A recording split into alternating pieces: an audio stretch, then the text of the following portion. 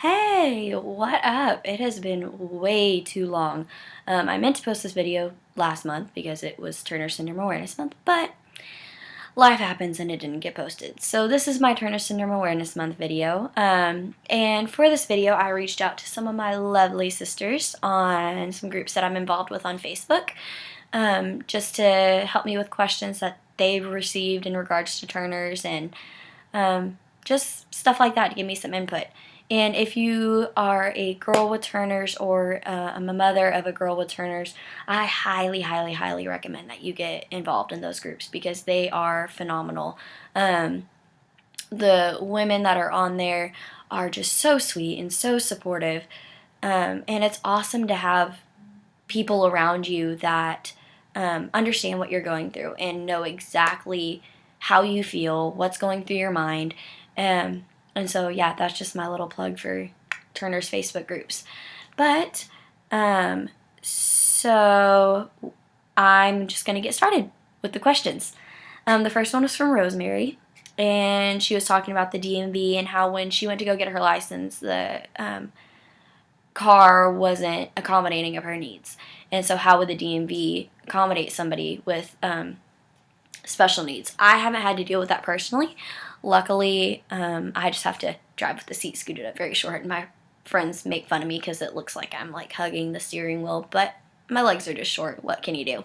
But to me, there's nothing wrong with needing a booster or pedal extensions or anything like that. As long as you can get around and drive, like, let the DMV know that, and maybe even bring your own if you have the ability to get those, just so that you're able to get around. We can do anything anybody else can do. It doesn't matter. So yeah, just do what you gotta do to get to where you're going. If you need pedal extensions, a booster, just use it. Nothing wrong with that. Then Ashley said some common ones that she got are your parents short? How tall are you? And you're lucky you don't have a period. So first one, are your parents short? For me, yes. Mom's 5'6", dad's 5'8". Both grandmas were 5 foot even. And so, yeah, I wasn't destined to be a giant. I was never going to reach 6 foot even if I didn't have Turners. And the Turners just kind of helped the short gene come out a little stronger, which, fine by me. It doesn't matter one way or the other. Second question, how tall are you? I am officially 5'1", and all my butterfly sisters know how big of a deal that is, so whoop whoop, celebrate with me. And yeah, people are always shocked when I tell them I'm actually 5 feet tall, and my 13-year-old little brother is officially taller than me, and it's really weird because he's like a good inch taller than me. It's not like he's just barely taller than me, so that's weird.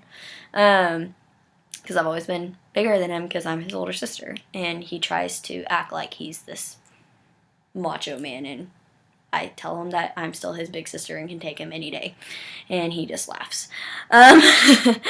So then the last one, you're lucky you don't have a period. I mostly get this from my girlfriends when they find out that I don't get one. They're like, oh, lucky, periods suck, blah, blah, blah, blah, blah.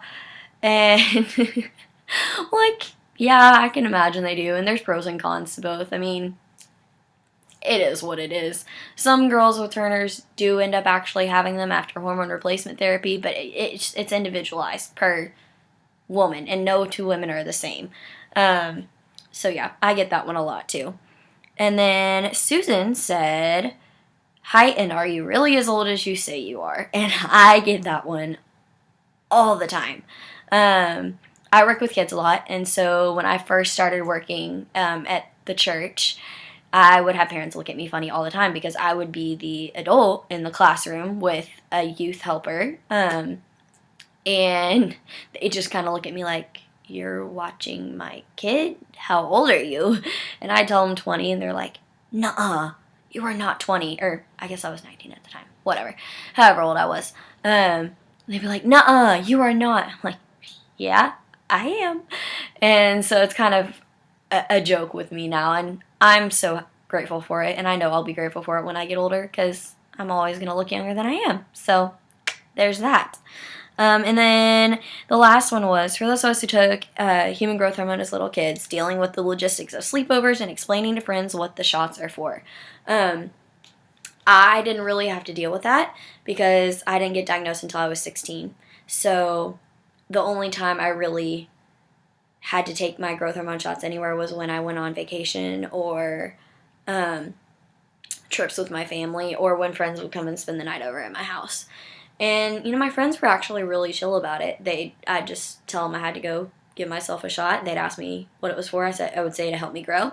And that was that. And if they wanted more information, I've always been pretty open about my Turners, so it wasn't that big of a deal if they wanted to ask more questions. It just has never been a thing for me to hide, because I feel like the more you hide it, the more you allow it to define you.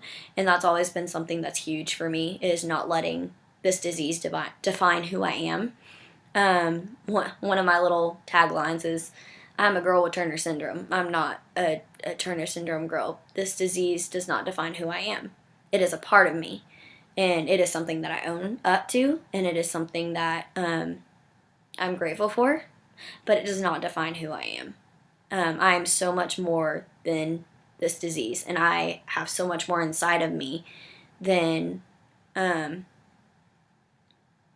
have so much more inside of me than just this condition, and it's just simply a part of me. So yeah, I'm gonna step down off my soapbox now, because that's kind of a touchy subject not touchy, but a very passionate subject of mine, because I don't like it when people allow any disease, much less something like Turner's. That's, you have your health issues and you have your stuff, but you are more than capable of functioning normally in society. So don't let, my encouragement to my sisters for this video is, don't let this disease define who you are, because it doesn't. You are a beautiful, strong, lovely woman who just happens to have a genetic disorder. And that's the fact. And you are awesome, and don't let anybody look down on you because of this disease. Okay? Alright, well, I love you all, and send in topics, send in questions, because I really want to start making more vlogs, because I love doing them, and I love sharing my heart and sharing my story. So, yeah, awesome. Love you guys, and hope to see you again soon.